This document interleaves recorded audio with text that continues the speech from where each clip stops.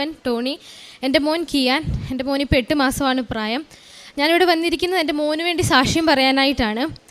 ഞാൻ ആദ്യമായി ഈ കൃപാസനത്തിനെക്കുറിച്ച് കേൾക്കുന്നത് 2022 കോവിഡിൻ്റെ സമയത്താണ്. അന്ന് ഞാനിങ്ങനെ ഫോണിൽ ഇങ്ങനെ വീഡിയോ കാണുകയും കുറച്ച് സാക്ഷ്യങ്ങൾ കണ്ടു. അത് കഴിഞ്ഞിട്ട് ഞാൻ ഓരോ വീഡിയോസ് ഇങ്ങനെ നോക്കി പോയപ്പോഴാണ് ഉടമ്പടിയെക്കുറിച്ച് ഞാൻ അറിയുന്നത്. അപ്പം ഞാൻ ചുമ്മാ ഒരു ഇവരുടെ സൈറ്റ് ഉണ്ടായിരുന്നു. ആ സൈറ്റിൽ കയറിയിട്ട് ഉടമ്പടി എടുക്കാമെന്ന് വിചാരിച്ച് അതിൽ കയറി 6 നിയോഗങ്ങൾ എഴുതി പ്രാർത്ഥിക്കാൻ തുടങ്ങി. പ്രസിദ്ധീകരണ മധ്യസ്ഥ പ്രാർത്ഥന. പക്ഷെ അന്നത്തെ എൻ്റെ ഉടമ്പടി എന്ന് പറഞ്ഞാൽ പ്രസിദ്ധീകരണ മധ്യസ്ഥ പ്രാർത്ഥന ഞാൻ കറക്റ്റ് സമയത്തൊന്നും ചൊല്ലത്തൊന്നുമില്ലായിരുന്നു. എനിക്ക് എപ്പോഴാണോ ഞാൻ പ്രാർത്ഥിക്കുന്നത് ആ സമയത്ത് മാത്രം പ്രാർത്ഥിക്കും, ആ പ്രാർത്ഥന ചൊല്ലി പ്രാർത്ഥിക്കും. അല്ലാതെ ഒന്നും ഞാൻ അത് ചൊല്ലത്തില്ലായിരുന്നു. അല്ലാതെ വേറൊന്നും ഉടമ്പടിയെക്കുറിച്ച് ഞാൻ ചെയ്തിട്ടില്ല. ആകെ ഒരു 6 നിയോഗം എഴുതി പ്രാർത്ഥിക്കും, അത് മാത്രമേ ഞാൻ ചെയ്തിട്ടുണ്ടായിരുന്നുള്ളൂ. പക്ഷെ ഞാൻ അങ്ങനെ പ്രാർത്ഥിച്ചിട്ട് പോലും എനിക്ക് ആദ്യം ഞാൻ എഴുതിയ നിയോഗം ഒത്തിരി തടസ്സങ്ങളോടെ നിന്ന് ആ നിയോഗം 2 ദിവസത്തിനും എനിക്ക് സാധിച്ചു കിട്ടി. അപ്പോൾ എനിക്ക് ഭയങ്കര വിശ്വാസമായി ഒരു ദിവസമെങ്കിലും ഇവിടെ കൃപാസനത്തിൽ വരണമെന്ന് ഞാൻ ആഗ്രഹിച്ചു. പക്ഷേ എനിക്കത് സാധിച്ചിരുന്നില്ല. കാരണം ഞാനും എൻ്റെ ഹസ്ബൻഡും പുറത്താണ് ജോലി ചെയ്യുന്നത്. അപ്പം ലീവിന് ഇടയ്ക്ക് വരുന്ന സമയത്ത് ഇവിടെ വന്ന് ഉടമ്പടി എടുക്കുക എന്ന് പറയുന്നത് ഞങ്ങൾക്ക് നടക്കുന്നൊരു കാര്യമല്ലായിരുന്നു. അങ്ങനെ ഇരിക്കെ ഒക്ടോബർ 25-ാം തീയതി, കഴിഞ്ഞ ഒക്ടോബർ 25-ാം തീയതി എൻ്റെ മോനൊരു പനി വന്നു. അപ്പം എൻ്റെ വീട്ടിലാണ് എൻ്റെ കൊച്ചിനെ ഞാൻ ഏൽപ്പിച്ചിട്ട് പോയത്. വീട്ടിൽ തന്നെ വിളിക്കുകയാണ്, മോനിങ്ങനെ ഒരു പനിയാണ്, ഹോസ്പിറ്റലിൽ കൊണ്ടുപോകുകയെന്ന് പറഞ്ഞ്. അങ്ങനെ ഹോസ്പിറ്റലിൽ കൊണ്ടുപോയി ഡോക്ടറെ കാണിച്ചപ്പോൾ ഡോക്ടർ പറഞ്ഞു തക്കാളിപ്പനിയുടെ ചെറിയ സിംറ്റംസ് ഉണ്ട്, തക്കാളിപ്പനിയാണ് കൊച്ചിന്, നമുക്ക് പാരസെറ്റമോൾ കൊടുക്കാം മരുന്നായിട്ട്, അല്ലാതെ ആൻറ്റിബയോട്ടിക്കുകളൊന്നും കൊടുക്കാനായിട്ടില്ല. കൊച്ചിന് ചിലപ്പം കുറച്ച് ക്ഷീണം ഉണ്ടാകും, ചിലപ്പം വൊമിറ്റിംഗ് ഉണ്ടാകും എന്ന് പറഞ്ഞു. ഒരാഴ്ചയും കൊണ്ട് ശരിയാകുള്ളൂ എന്ന് പറഞ്ഞു. അങ്ങനെ വീട്ടിലെത്തി കഴിഞ്ഞ് ഒരു ഈവനിങ് ഒക്കെ ആയപ്പോഴത്തേക്കും കൊച്ച് വൊമിറ്റ് ചെയ്യാൻ വേണ്ടി തുടങ്ങി, ഭയങ്കര ക്ഷീണമാകാൻ തുടങ്ങി. അപ്പോൾ ഡോക്ടറെ വിളിച്ചപ്പോൾ ഡോക്ടർ പറഞ്ഞു ഒരു സിറപ്പ് പറഞ്ഞു തന്നു. ആ സിറപ്പ് ഞങ്ങൾ കൊടുത്തു.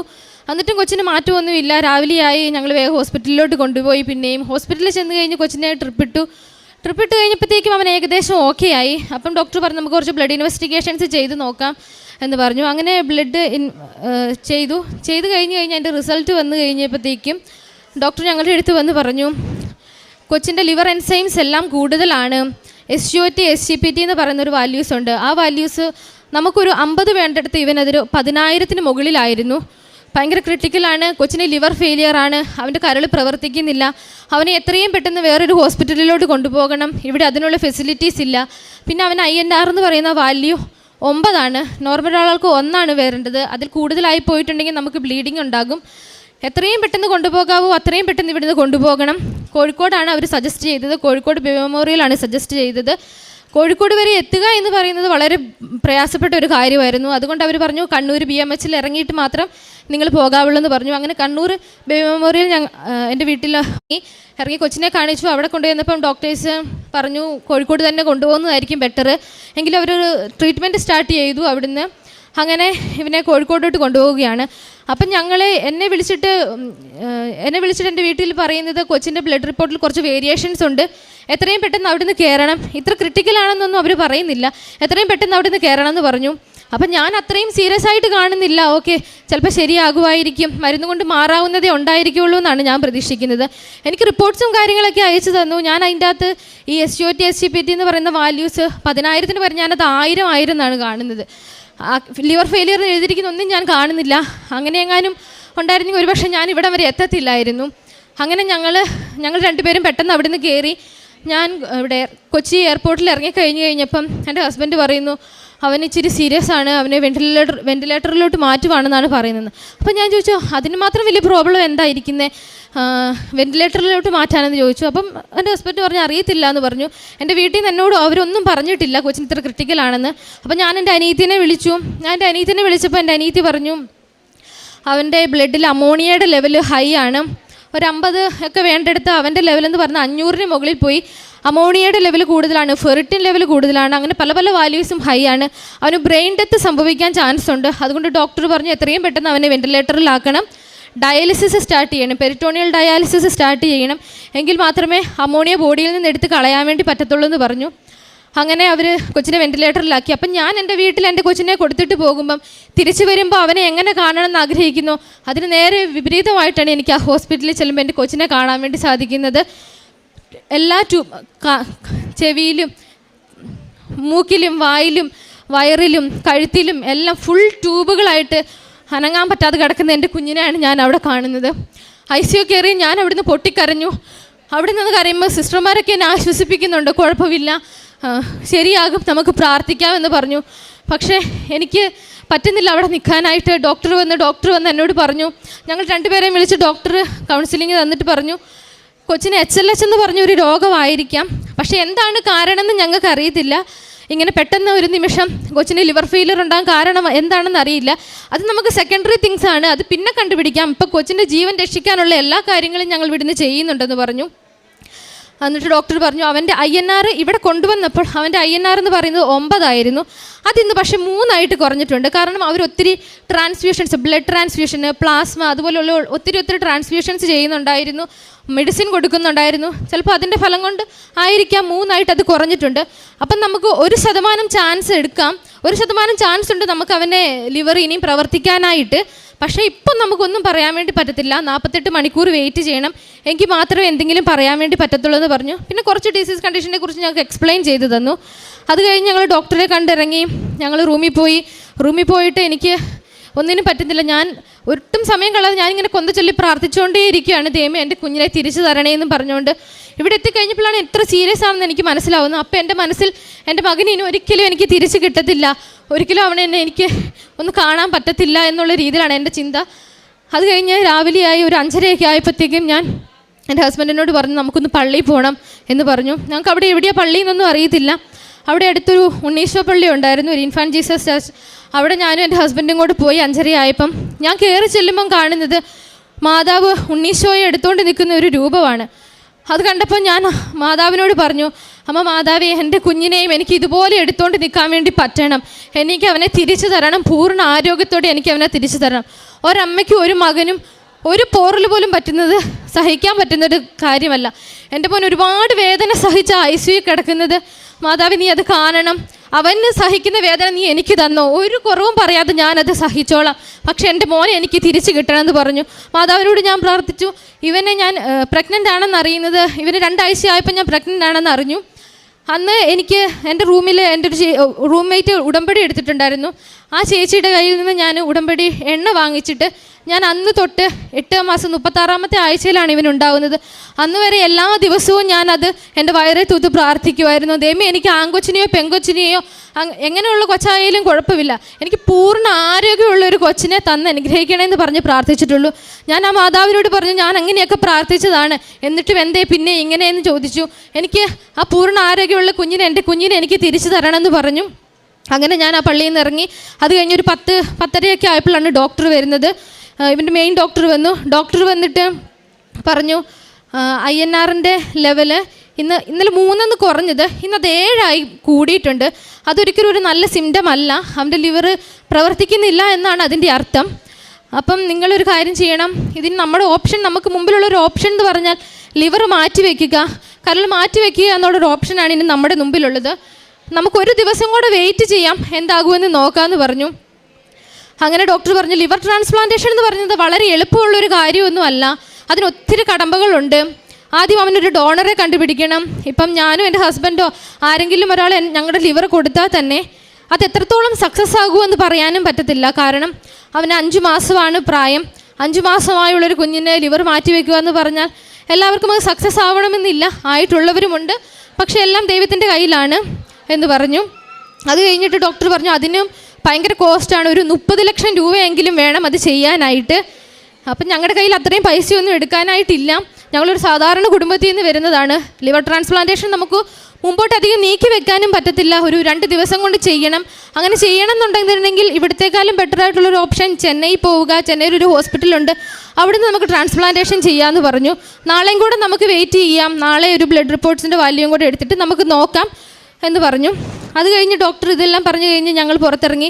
ഞാൻ പുറത്തിറങ്ങി കഴിഞ്ഞിട്ട് എന്ത് ചെയ്യണമെന്ന് എനിക്കറിയില്ല. അപ്പം ഒത്തിരി പേര്, എനിക്കറിയില്ല ആരൊക്കെയോ എന്നോട് പറഞ്ഞു കൃപാസനത്തിൽ പോയി ഉടമ്പടി എടുക്കാൻ വേണ്ടി പറഞ്ഞു. എൻ്റെ പപ്പയുടെ അനിയത്തിയുണ്ട്, എൻ്റെ ആൻറ്റി എന്നെ വിളിച്ചിട്ട് പറഞ്ഞു മോളെ നീ ഇന്ന് തന്നെ കൃപാസനത്തിൽ പോക്കോ, എത്രയും പെട്ടെന്ന് പോകാൻ പറ്റുമോ അത്രയും പെട്ടെന്ന് നീ പോയിക്കോളാൻ വേണ്ടി പറഞ്ഞു. അങ്ങനെ അവിടെ എൻ്റെ ഒരു ആൻറ്റി വന്നിട്ടുണ്ടായിരുന്നു. ആൻറ്റിയുടെ എൻ്റെ ഒരു കാശുരൂപം കണ്ടു, ഈ കൃപാസന മാതാവിൻ്റെ. ആ കാശുരൂപം ഞാൻ വാങ്ങിച്ചിട്ട് ഞാൻ എൻ്റെ കൊച്ചു കിടക്കുന്ന തലയെണ്ണയുടെ അടിയിൽ കൊണ്ടുപോയി വെക്കാൻ വേണ്ടി പോയി. അവിടെ ചെന്ന് കഴിഞ്ഞപ്പം ഞാൻ നോക്കുന്നിടത്ത് ആ തലയണടിയിൽ വേറൊരു കാശുരൂപവും കൂടെ കൃപാസനത്തിൻ്റെ വേറൊരു കാശുരൂപം ഇരിക്കുന്നത് കണ്ടു. അപ്പോൾ എനിക്ക് മനസ്സിലായില്ല, ഞാനല്ലാതെ വേറെ ആരും അവിടെ കൊണ്ടുപോയി വെക്കാനായിട്ടില്ല. അത് കഴിഞ്ഞ് ഞാൻ അവിടുന്ന് പോന്നു. അന്ന് കൃപാസനത്തിൽ എത്ര മണി വരെയാണ് ഇവിടെ സമയമൊന്നും എനിക്ക് അറിഞ്ഞുകൂടാ. എങ്കിലും എൻ്റെ കുഞ്ഞ് എങ്ങനെയെങ്കിലും രക്ഷപ്പെടണം എന്നുള്ളത് കൊണ്ട് അപ്പം തന്നെ ഉച്ചയായപ്പോൾ തന്നെ ഞങ്ങൾ അവിടുന്ന് കയറി. കോഴിക്കോട് നിന്ന് ഇവിടം വരെ വരിക എന്ന് പറയുന്നത് ഇച്ചിരി ദൂരമുള്ള സാധനമാണ്. ഞങ്ങൾ ഇവിടെ എത്തിയപ്പോഴത്തേക്കും സമയം 11:30 രാത്രി 11:30. ഞാൻ വിചാരിച്ചു ഇവിടെ ഏത് സമയത്തും ഓപ്പൺ ആയിരിക്കുമെന്നാണ്. ഞാനിവിടെ ഫ്രണ്ടിൽ വന്നപ്പോൾ സെക്യൂരിറ്റി ചേട്ടൻ പറഞ്ഞു ഇപ്പം തുറക്കത്തില്ല, ഇനിയിപ്പോൾ 4 മണിക്ക് കൃപാസനം തുറക്കത്തുള്ളൂ എന്ന് പറഞ്ഞു. അപ്പം ഞാൻ ചേട്ടനോട് ചോദിച്ചു, ചേട്ടാ എനിക്കിവിടെ ഇരിക്കാൻ വേണ്ടി പറ്റുമോ? ഞങ്ങൾക്ക് ഇവിടെ ഒന്നും അറിയത്തില്ല, ഞങ്ങൾ ആദ്യമായിട്ടാണ് ഇവിടെ വരുന്നത്, സമയം 11:30. ഞാനും എൻ്റെ അമ്മയും എൻ്റെ അനിയത്തിയും കൂടെയാണ് ഇവിടെ വരുന്നത്. അപ്പോൾ സെക്യൂരിറ്റി ചേട്ടൻ പറഞ്ഞു ഇല്ല, ഇവിടെ ഇരിക്കാൻ വേണ്ടി പറ്റത്തില്ല, അങ്ങനെ നിങ്ങളൊരു കാര്യം ചെയ്യും, ഞാനൊന്ന് ശ്രമിച്ച് നോക്കട്ടെ, നിങ്ങൾക്ക് റൂമാക്കി തരാൻ പറ്റുമോ എന്ന്. അങ്ങനെ ആ സെക്യൂരിറ്റി ചേട്ടനെ വിളിച്ച് ഞങ്ങൾക്ക് ഇവിടെ അടുത്തൊരു റൂമാക്കി തന്നു. ഞങ്ങൾ ആ റൂമിൽ പോയി. തിരിച്ച് 4 മണിയായപ്പം ഞാൻ തിരിച്ചിവിടെ കൃപാസനത്തിൽ തുറന്നപ്പോൾ തന്നെ ഞാനിവിടെ വന്നു. ഞാനിവിടെ നിന്ന് പ്രാർത്ഥിക്കാൻ തുടങ്ങി. കാരണം 5 മണിയാകുമ്പോഴാണ് ICUയിൽ ബ്ലഡ് എടുക്കുന്നത്. എൻ്റെ കൊച്ചിൻ്റെ ബ്ലഡ് എടുക്കുമ്പോൾ അതിലൊരു അത്ഭുതം സംഭവിച്ചില്ല എന്നുണ്ടെങ്കിൽ ട്രാൻസ്പ്ലാന്റേഷൻ ചെയ്യേണ്ടി വരും. അതുകൊണ്ട് ഞാൻ ഇവിടെ നിന്ന് മാതാവിനോട് പ്രാർത്ഥിച്ചു, അമ്മ മാതാവി നീ പോകണം എൻ്റെ കൊച്ചിൻ്റെ ബ്ലഡ് എടുക്കാനായിട്ട്, വേറെ ആരെയും വിടരുത്, നീ തന്നെ പോയി എൻ്റെ കുഞ്ഞിൻ്റെ ബ്ലഡ് എടുക്കണം, അതിൽ വലിയൊരു അത്ഭുതം നീ പ്രവർത്തിപ്പിക്കണം എന്ന് പറഞ്ഞു. പ്രാർത്ഥിക്കാൻ തുടങ്ങി. എനിക്കറിയില്ല, ഞാനിവിടെ നിന്ന് കരഞ്ഞ് എനിക്ക് എൻ്റെ ജീവിതത്തിൽ ഇനിയും കരയാൻ കണ്ണീര് ബാക്കിയുണ്ടാവില്ല. അതുപോലെ ഞാൻ ഇവിടെ നിന്ന് കരഞ്ഞ് പ്രാർത്ഥിച്ചു. അത് കഴിഞ്ഞ് 7 മണിക്കാണ് ഇവിടെ ഉടമ്പടി ക്ലാസ് തുടങ്ങുന്നത്. ഞാൻ അങ്ങനെ ഉടമ്പടി എടുക്കാൻ തീരുമാനിച്ചു. 7 മണിയായപ്പം ക്ലാസ്സിന് ചെന്നിരുന്ന് ക്ലാസ് സ്റ്റാർട്ട് ചെയ്തു. പക്ഷേ എനിക്ക് അവിടെ ഇരുന്നിട്ട് എനിക്ക് ഇരിക്കാൻ പറ്റുന്നില്ല, ടെൻഷൻ കാരണം. എന്താകും, റിസൾട്ട് എന്താകും, ഡോക്ടർ എന്തായിരിക്കും ഇനി വന്നിട്ട് പറയുന്നതെന്ന് അറിയാനായിട്ട് ഭയങ്കര ടെൻഷനാണ്. എനിക്കൊരു ചെറിയൊരു കാര്യം ഉണ്ടെങ്കിൽ ഞാൻ ഒത്തിരി ടെൻഷൻ അടിക്കുന്നൊരു വ്യക്തിയാണ്. അപ്പോൾ ഇത് വരുമ്പോൾ എനിക്ക് പറ്റുന്നില്ല, ഇരിക്കാനായിട്ട് പറ്റുന്നില്ല. ഞാൻ ഒരു തരത്തിൽ അവിടെ ഇരുന്നു. അങ്ങനെ ഉടമ്പടി ക്ലാസ് സ്റ്റാർട്ട് ചെയ്തു, ഉടമ്പടിയൊക്കെ എഴുതി. അത് കഴിഞ്ഞ് ഉടമ്പടി ക്ലാസ് കഴിഞ്ഞപ്പോൾ 10 മണിയായി. 10 മണിയായി കഴിഞ്ഞപ്പോഴത്തേക്കും അച്ഛനെ കാണാനായിട്ട് എനിക്ക് അച്ഛനെ എത്രയും പെട്ടെന്ന് എനിക്ക് കാണണമെന്നുണ്ടായിരുന്നു. അങ്ങനെ ഞാൻ ഉടമ്പടി ക്ലാസ് എടുത്ത് കഴിഞ്ഞപ്പോഴത്തേക്കും വചനത്തിൻ്റെ ക്ലാസ് ഉണ്ടായിരുന്നു. വചനത്തിൻ്റെ ക്ലാസ്സിൽ എനിക്ക് ഇരിക്കാൻ വേണ്ടി പറ്റുന്നില്ല. കാരണം 10 മണി കഴിയുമ്പോഴത്തേക്ക് ഡോക്ടർ വരുന്നതിൻ്റെ മുമ്പേ എനിക്ക് അച്ഛനെ കാണണം.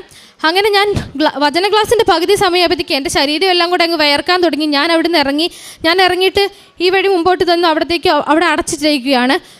അപ്പം ഞാൻ താഴെ എൻ്റെ അമ്മേനെ വിളിച്ചിട്ട് പറഞ്ഞു നമുക്ക് പോകാം, എനിക്ക് എത്രയും പെട്ടെന്ന് പോകണം, കൊച്ചിൻ്റെ അടുത്തോട്ട് പോകണം, കാരണം അവിടെ വേറെ ആരുമില്ല, ICUയിൽ ആരെങ്കിലും ചോദിച്ചിട്ടുണ്ടെങ്കിൽ എനിക്ക് മാത്രമേ അവിടെ കയറാൻ വേണ്ടി പറ്റുള്ളൂ എന്ന് പറഞ്ഞു. അപ്പോൾ അമ്മ പറഞ്ഞു എന്നാൽ പിന്നെ പോകാമെന്ന് പറഞ്ഞു. ഞങ്ങൾ ഒരു ചെറിയ വഴിയുണ്ട്, അതിലേക്കൂടെ ഇറങ്ങിക്കോളാൻ എന്നോട് പറഞ്ഞു. ഞാൻ ആ വഴി ഇറങ്ങുമ്പോൾ 2 ചേച്ചിമാർ അവിടെ ഇരിപ്പുണ്ടായിരുന്നു. ആ ചേച്ചിമാർ എൻ്റെ അടുത്ത് പറഞ്ഞു മോള് എന്താ ഉടമ്പടി എടുക്കാതെ പോകുന്നതെന്ന് ചോദിച്ചു. ഞാൻ പറഞ്ഞു ഇങ്ങനെയാണ് കാര്യങ്ങൾ, എനിക്ക് എത്രയും പെട്ടെന്ന് അവിടെ തിരിച്ച് ചെല്ലണം, എൻ്റെ കൊച്ചിൻ്റെ അടുത്ത് പോകണമെന്ന് പറഞ്ഞു. അപ്പം ചേച്ചിമാർ പറഞ്ഞു ഉടമ്പടി എടുത്തിട്ട് പോയാൽ മതി, മോള് എത്തുന്നതിൻ്റെ മുമ്പേ അമ്മ സഞ്ചാരി മാതാവ് അവിടെ ചെന്ന് കൊച്ചിൻ്റെ അടുത്ത് ഇരിപ്പുണ്ടായിരിക്കും, മോൾ ഉടമ്പടി എടുത്തിട്ട് പോയാൽ മതി എന്ന് പറഞ്ഞു. അങ്ങനെ ഞാൻ തീരുമാനിച്ചു ഉടമ്പടി എടുക്കാനായിട്ട്. അങ്ങനെ ഞാൻ ഉടമ്പടി എടുത്ത് ഞാനിവിടെ അച്ഛനെ കാണാൻ വേണ്ടി ഞാനിവിടെ വന്നിരിക്കുന്നു. ഇവിടെ വന്നിരിക്കുമ്പോൾ എൻ്റെ ഹസ്ബൻഡ് എന്നെ വിളിച്ചിട്ട് പറഞ്ഞു കൊച്ചിൻ്റെ ഡോക്ടർ വന്നു, റൗണ്ട്സ് കഴിഞ്ഞു, കൊച്ചിൻ്റെ INR ലെവല് 3.9 ആയി കുറഞ്ഞെന്ന് പറഞ്ഞു 7-ൽ നിന്ന്. അപ്പം എനിക്ക് ഒത്തിരി വിശ്വാസമായി. എന്നാലും എനിക്ക് അച്ഛനെ വേഗം കാണണം എന്നായി. അങ്ങനെ 3.9 എന്നായി. ഡോക്ടർ പറഞ്ഞു ഇന്ന് നമ്മൾ ലിവറിന് കൊടുക്കുന്ന മെഡിസിൻസ് എല്ലാം നമ്മൾ സ്റ്റോപ്പ് ചെയ്തിട്ട് നോക്കാം, നാളെ കൊച്ചിൻ്റെ ലിവർ തന്നെ പ്രവർത്തിക്കാൻ തുടങ്ങുന്നുണ്ടോ എന്ന് നോക്കാമെന്ന് പറഞ്ഞു. അങ്ങനെ അച്ഛൻ്റെ അടുത്ത് പോയി കൊച്ചിന് വെന്റിലേറ്റർ കിടക്കുന്ന ഒരു ഫോട്ടോയും കൊണ്ടാണ് ഞാൻ ചെന്നത്. അച്ഛൻ്റെ അടുത്ത് പോയി പ്രാർത്ഥിച്ചു. ഇവിടുന്ന് ഉടമ്പടി എടുത്ത് തിരിച്ച് ഞാൻ ഹോസ്പിറ്റലിൽ ചെന്ന ഉടനെ ഞാൻ പോയി അവൻ ഈ ഉടമ്പടി തൈലം അവൻ്റെ തല മുതൽ കാല് വരെ പരറ്റി ഞാൻ പ്രാർത്ഥിച്ചു. പിറ്റേ ദിവസമായി ഞാൻ ചെന്നപ്പം ഒരു നേഴ്സിൻ്റെ അടുത്ത് വന്നിട്ട് എന്നെ അകത്തോട്ട് വിളിച്ചു, ഒരു സൈൻ ചെയ്യാനുണ്ടായിരുന്നു. ഞാൻ സൈൻ ചെയ്തുകൊണ്ടിരിക്കുമ്പോൾ എന്നോട് ചോദിച്ചു കൃപാസനത്തിൽ പോയിട്ട് വന്നോന്ന് ചോദിച്ചു. ഞാൻ പറഞ്ഞു പറഞ്ഞു. അപ്പോൾ പറഞ്ഞു ഒരു വലിയൊരു അത്ഭുതം സംഭവിച്ചിട്ടുണ്ട്, കൊച്ചിന് ഒത്തിരി ഇമ്പ്രൂവ്മെൻ്റ് ഉണ്ട്, അവൻ്റെ INR ലെവൽ 3.9 നിന്ന് 2.8 ആയിട്ട് കുറഞ്ഞു എന്ന് പറഞ്ഞു. അപ്പം എനിക്ക് ഒത്തിരി സന്തോഷം. അപ്പോൾ ആ ചേച്ചി പറഞ്ഞു ഞാനിവിടെ കൃപാസനത്തിൽ വന്നിട്ടാണ് എനിക്കും പിള്ളേരുണ്ടായത്, അവനെ എന്നൊക്കെ എനിക്ക് നോക്കാൻ കിട്ടിയിട്ടുണ്ടോ അന്നൊക്കെ ഞാൻ ആ കാശുരൂപം വെച്ചിട്ട് അവന് വേണ്ടി പ്രാർത്ഥിക്കാറുണ്ടായിരുന്നത് പറഞ്ഞു. ആ സിസ്റ്ററായിരുന്നു ആ കാശുരൂപം അവൻ്റെ തലയണയുടെ അടിയിൽ വെച്ചത്.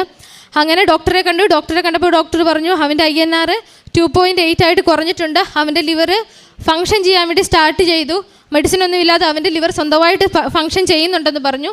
അത് കഴിഞ്ഞ് പിന്നെ ട്രാൻസ്പ്ലാന്റേഷൻ എന്ന് പറഞ്ഞൊരു ഓപ്ഷൻ ഇനിയിപ്പം നമുക്ക് തൽക്കാലത്തേക്ക് വേണ്ട മാറ്റി വെക്കാമെന്ന് പറഞ്ഞു. അത് കഴിഞ്ഞ് പിന്നെ ഓരോ ദിവസവും അവൻ്റെ ഇമ്പ്രൂവ്മെൻറ്റ് വളരെ കൂടുതലായിരുന്നു. ഓരോ ദിവസവും അത് കുറഞ്ഞു വന്നു. പിന്നെ ഒരിക്കലും അത് കൂടിയിട്ടില്ല.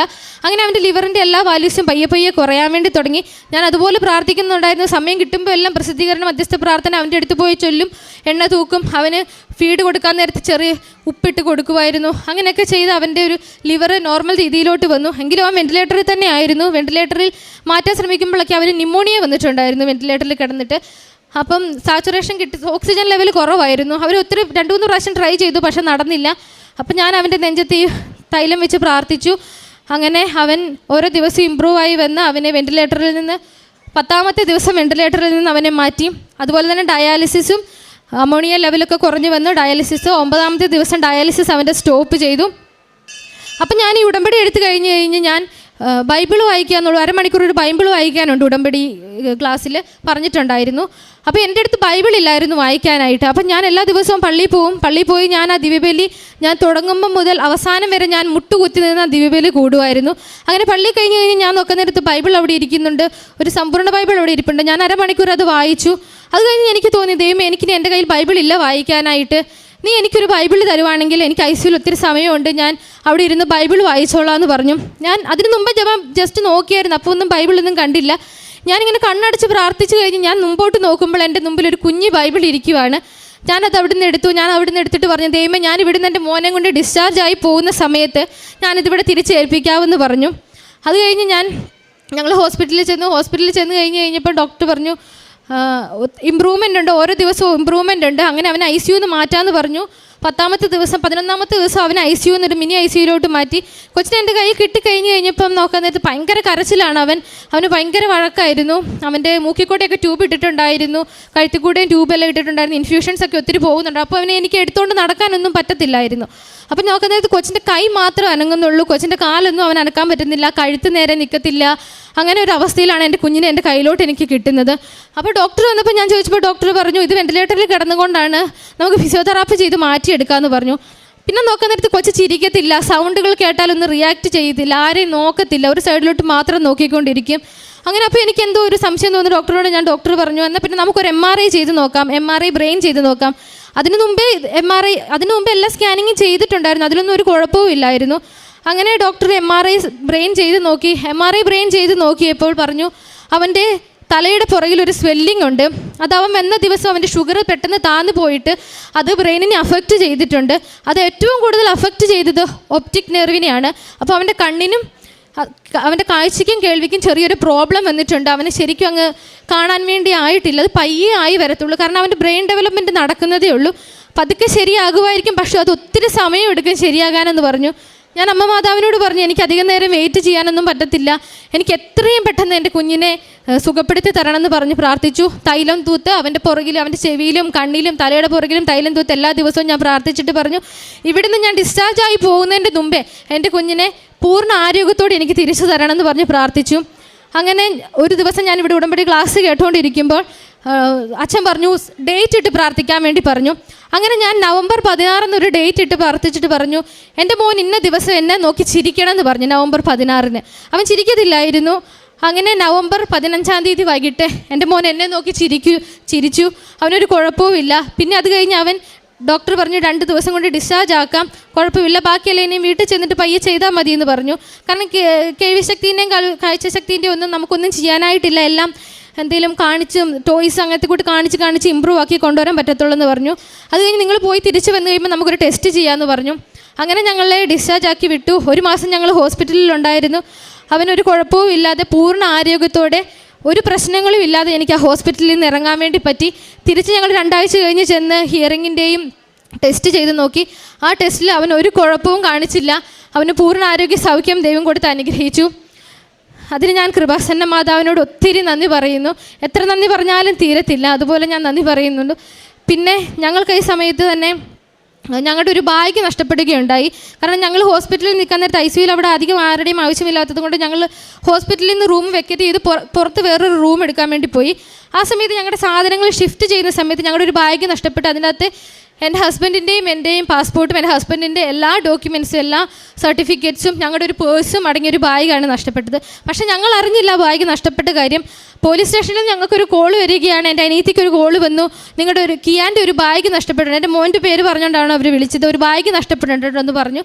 അപ്പോഴാണ് ഞങ്ങൾ അറിയുന്നത് ആ ബാഗ് പോയ കാര്യം. അന്നേരം ഞാൻ ഉടമ്പടി എടുത്ത് ചെന്നതിൻ്റെ പിറ്റേ ദിവസമാണ് ഇത് സംഭവിക്കുന്നത്. അത് പക്ഷേ ദൈവമാതാവിൻ്റെ വലിയൊരു അനുഗ്രഹമായിട്ടാണ് എനിക്ക് തോന്നിയത്. കാരണം അതിൽ വിളിക്കാൻ വേറെ നമ്പറുകളും കാര്യങ്ങളും ഒന്നുമില്ലായിരുന്നു. ആകെ എൻ്റെ അനിയത്തിയുടെ കൊച്ചിൻ്റെ മെഡിസിൻ്റെ റിപ്പോർട്ടിൻ്റെ ഒരു കോപ്പി മാത്രമേ ഉണ്ടായിരുന്നുള്ളൂ. അതിൽ നിന്ന് നമ്പർ നോക്കിയാണ് അവർ ഞങ്ങളെ വിളിച്ചത്. അങ്ങനെ ഞങ്ങൾക്ക് ആ ബാഗ് തിരിച്ച് കിട്ടി. അതുപോലെ തന്നെ ഞാൻ കാരുണ്യ പ്രവർത്തികളായിട്ട് കൃപാസനത്ത് ചെയ്തതെന്ന് വെച്ചിട്ടുണ്ടെങ്കിൽ എനിക്ക് ഉടമ്പടി പത്രം കിട്ടിയായിരുന്നു ഇവിടുന്ന്. ഉടമ്പടി പത്രത്തിൻ്റെ അകത്ത് പത്രം ഞാൻ എല്ലാവർക്കും കൊടുക്കുമ്പോൾ ഞാൻ എൻ്റെ കുഞ്ഞിൻ്റെ ഫുൾ കാര്യങ്ങളും പറഞ്ഞിട്ടാണ് ഞാൻ കൊടുക്കുന്നത്. ICU നിൽക്കുമ്പോൾ ഞാൻ 2 ചേച്ചിമാരെ പരിചയപ്പെട്ടു. അവരുടെ മക്കളും ഇതുപോലെ തന്നെ ICUയിലായിരുന്നു.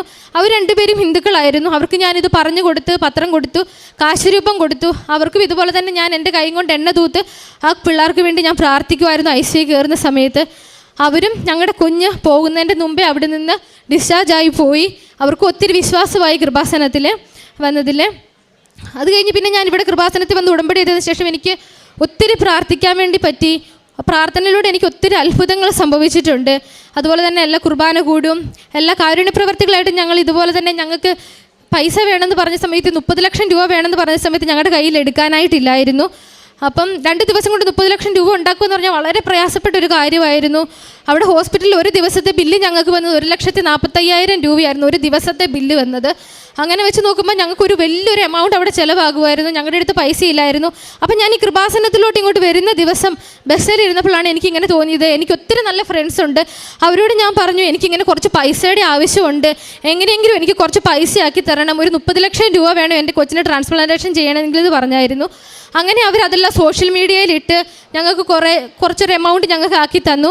ഞങ്ങൾ ആ ഹോസ്പിറ്റലിൽ നിന്ന് ഇറങ്ങുന്നോളം വരെ ഞങ്ങൾക്ക് പൈസേനെക്കുറിച്ച് ഒരു ടെൻഷനും അടിക്കേണ്ട ആവശ്യം വന്നിട്ടില്ല. പൈസ തീരുമ്പം മാതാവ് ഞങ്ങളുടെ കയ്യിൽ എത്തിച്ച് തന്നുകൊണ്ടിരുന്നു. അതിന് മാതാവിന് ഞാൻ ഒത്തിരി നന്ദി പറയുന്നു. അതുപോലെ തന്നെ ഞാൻ ഇപ്പോൾ കാരുണ്യപ്രവൃത്തിയായിട്ട് ഇതുപോലെ ഒത്തിരി രോഗികളായി കിടക്കുന്നവർക്ക് എന്നെക്കൊണ്ടാവുന്ന സഹായങ്ങളൊക്കെ ഞാൻ ചെയ്യുന്നുണ്ട്. എല്ലാത്തിനും അമ്മ മാതാവിനെ ഞാൻ ഒത്തിരി നന്ദി പറയുന്നു. ജ്ഞാനത്തിൻ്റെ പുസ്തകം 11-ാം അധ്യായത്തിൽ തിരുവചനങ്ങൾ 25-ാം തിരുവചനം അരുളി ചെയ്യുന്നു, അങ്ങ് ഇച്ഛിക്കുന്നില്ലെങ്കിൽ എന്തെങ്കിലും നിലനിൽക്കുമോ? അങ്ങ് അസ്തിത്വം നൽകിയില്ലെങ്കിൽ എന്തെങ്കിലും പുലരുമോ? ജീവനുള്ളവയെ സ്നേഹിക്കുന്ന കർത്താവെ, സർവവും അങ്ങയുടേതാണ്. അങ്ങ് അവയോട് ദയ കാണിക്കുന്നു. കുഞ്ഞിൻ്റെ രോഗസൗഖ്യമാണ് നാം കേട്ടത്. ആ കുഞ്ഞ് 5 മാസം പ്രായമുള്ള മകന് അക്യൂട്ട് ലിവർ ഫെയിലിയർ, ട്രാൻസ്പ്ലാന്റേഷൻ പറഞ്ഞ കുഞ്ഞാണ്. കാര്യങ്ങളൊക്കെ വളരെ വ്യക്തമാണ്. അതുകൂടാതെ ആ കുഞ്ഞിന് പിന്നീട് എന്താണ് ബ്രെയിൻ ഡെത്ത് വരെയും സംഭവിക്കാവുന്ന കാര്യങ്ങളിലൂടെ വീണ്ടും ആ കുഞ്ഞ് കടന്നു പോകുന്നു. കാഴ്ച, കേൾവി ഇതെല്ലാം ആ കുഞ്ഞിനെ അഫക്റ്റ് ചെയ്തു. എന്നാൽ ഇവിടെ വന്ന് ഉടമ്പടി എടുത്തതിന് ശേഷം അതുപോലെ ആ കുഞ്ഞിനെ പരിചരിച്ച അവിടെയുള്ള നേഴ്സുമാർ, ഉടമ്പടി എടുത്ത മക്കൾ, അവരെല്ലാവരും ആ കുഞ്ഞിന് വേണ്ടി പ്രാർത്ഥിക്കുന്നു. ഈ മകള് കാശുരൂപം വെച്ച് പ്രാർത്ഥിക്കുന്നതിന് മുൻപേ അവൻ്റെ തലയ്ക്കിൽ കാശുരൂപം വെച്ച് പ്രാർത്ഥിച്ച നേഴ്സുമാരുണ്ട് എന്നാണ് നാം കേട്ടത്. അങ്ങനെ പരിപൂർണമായിട്ട് കുഞ്ഞിന് സൗഖ്യം ലഭിച്ചു. വെന്റിലേറ്ററിലായിരുന്ന മകൻ്റെ കണ്ടീഷൻ എന്തായിരുന്നെന്നും ഇന്ന് ആ മകനെയും കൊണ്ടാണ് ഈ ദമ്പതികൾ ഇവിടെ വന്നിരിക്കുക.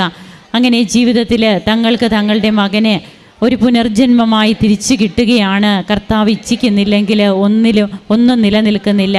അതാണ് വചനം നമ്മോട് പറയുക. ജീവിതത്തെ കൂടുതൽ ഒന്നുകൂടി ആ മാറാലെയൊക്കെ മാറ്റി, അതായത് നാം നടന്ന വഴിയിലൂടെ തന്നെ നടക്കാതെ പുതിയൊരു ജീവിത പന്ഥാവിലേക്ക് ജീവിതം തങ്ങളെ തിരിച്ചെത്തിച്ചു എന്നാണ് സാന്ത്വന ഇപ്പോൾ ഇവിടെ പറയുക.